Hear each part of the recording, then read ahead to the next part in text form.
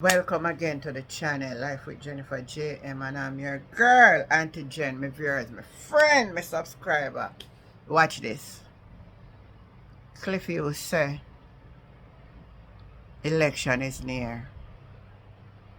Yes, people, Cliffy will say the election is near. Why?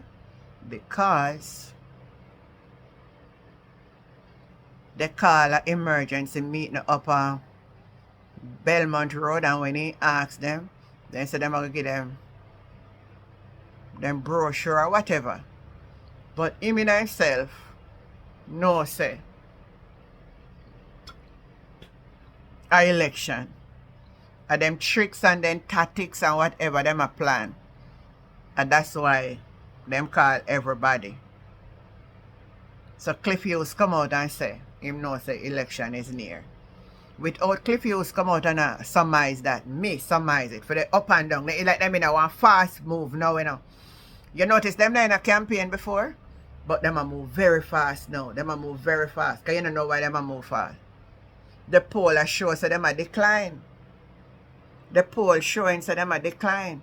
So because of that, when I see them a take all Craig out, all on them. Let me make on the ear Cliff Hughes himself first.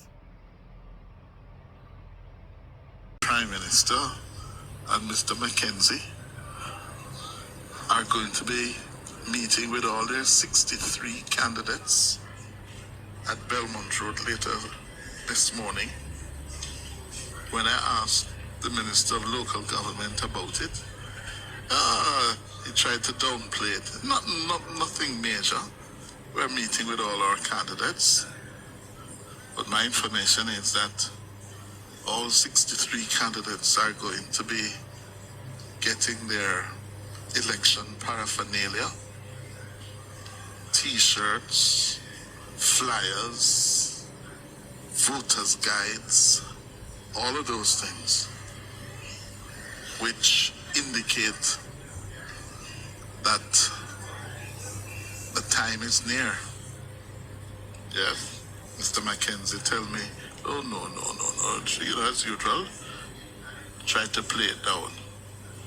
But the hour is near. All right, so on the ear Cliff Hughes say. But you know what make me know other than what Cliff Hughes I say?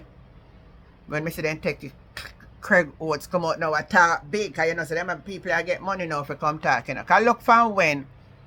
From last year, before, more than a year and had now. And I know you come out and come talk about how much $1 million you did spend and all of them something, and nobody not give you back no money, and nobody not this and nobody not. You're not comrade, man. You're not hypocrite, yeah? And you can't make mention of Lawrence Rowe and all that. No, go away.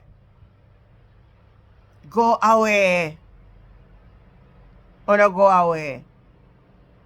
Go away. Anyway, my people on the other hand, Mr. Daniska will come out again about our posters them. Why you not left the woman posters? And what wrong with you? I love her, so tell you no want to take away the poster. The poster not going to be no help to you. You can't hug up a poster, you can't kiss a poster. You can't talk about people bad mind. You say, oh, bad mind now. You actually say, oh, bad mind now. You leave the girl posters them alone. Left them. Leave them alone. Leave the girl poster. I'm not too bad, man. Left you alone. Leave them alone. My viewers, my friend, and my subscriber. Let me tell you something, man. Ah, Jesus. Them people, yeah. Them people, yeah. Anyway, wanna remember to like, share, subscribe to the channel. Life with Jennifer JM. I also hear Dayton a caution the government and them behavior. Keep watching. Catch you the next time. Bye. I am once again sounding the alarm after several of my political boards were deliberately torn down in the constituency of Southwest St. Anne. This time, several of them were removed from the Clarksonville community, one heading into Cave Valley just before you get to the police station, and another one heading into the Calderwood division right after passing the bridge. This is now the third time I've had to publicly raise concerns about the destruction of my campaign materials. It sends a troubling signal to constituents, to supporters, and to voters, not just in this constituency, but voters right across the country. This pattern of behavior reflects a growing level of political intimidation that must be confronted and condemned by all well-thinking Jamaicans. These are not isolated incidents. There have been other forms of intimidation across the constituency that I know have formally reported to the police. Like every other candidate, I must be allowed to campaign in peace. There is no democracy without fair and free campaigning, and I believe the people of Southwest St. Anne deserve better. What is even more troubling is the silence and apparent inaction from the sitting member of parliament, someone who once served as a state minister of security. So I believe he knows what intimidation looks like. I also question whether the Office of the Political Ombudsman is truly fulfilling its role.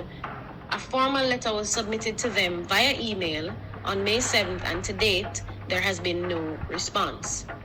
I am again calling on the relevant authorities to take urgent action and address this matter of intimidation, especially in constituencies where women are offering themselves for public service. We must send a strong message that this type of politics will not be condoned, not in Southwest St. Anne and not anywhere else in Jamaica.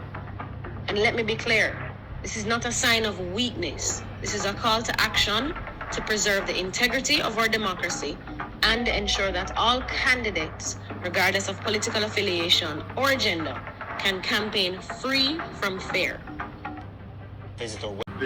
I am Dr. Dayton Campbell, General Secretary of the People's National Party. I'm issuing a grave warning. Prime Minister Holness and his JLP cabinet are accelerating Jamaica's drift towards autocracy. Their recent actions reveal a deliberate, unmistakable pattern. The mask has fully slipped. The JLP leadership's conduct shows dangerous contempt for democracy. When their deputy leader vows to never surrender Jamaica, framing the PNP not as legitimate competitors, but as an existential enemy that signals an intent for permanent rule, not democratic governance. And when the Prime Minister himself declares the JLP doesn't need the opposition for accountability, that dismisses Parliament's constitutional role. It rejects checks and balances. It's the language of a leader who believes he's beyond scrutiny, a hallmark of authoritarianism. This is a clear and present danger.